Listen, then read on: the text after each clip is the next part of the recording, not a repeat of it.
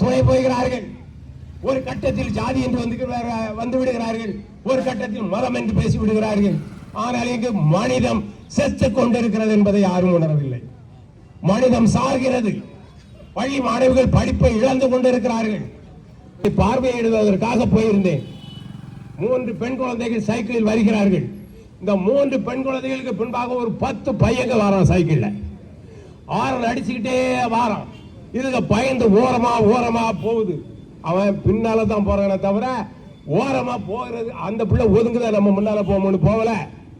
இதை பார்த்த எந்த தாய் தோப்பனுக்காவது இந்த பள்ளிக்கூடத்தில் படிச்சா நம்ம பிள்ளைக்கு பாதுகாப்பு இருக்கு நினைப்பாளா? பாருங்கள், ஒரு அரசு பள்ளியை கட்டி முடிப்பதற்கு 6 ஆண்டுகள் ஆகியும் கட்டி முடிக்கப்படவில்லை என்றால், 24ஆம் ஆண்டு வரை நிதி ஒதுக்கீடு செய்யவில்லை என்றால் என்ன மக்களாட்சி நடக்கிறது, என்ன குடியாட்சி நடக்கிறது என்பதை சிந்திக்க வேண்டும்.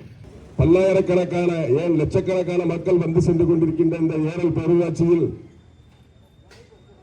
ஒரு மேல்நிலைப் பள்ளி முதலில் உயர்நிலைப் பள்ளியாக இருந்ததை மேல்நிலைப் பள்ளியாக தரம் உயர்த்தி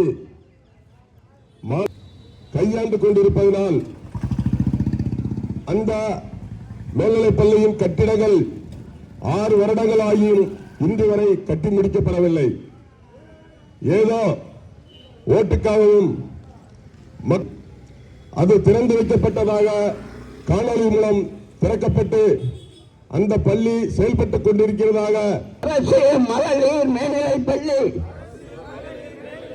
கட்டிடத்தை உடனடியாக கட்டி முடித்து திறந்தது.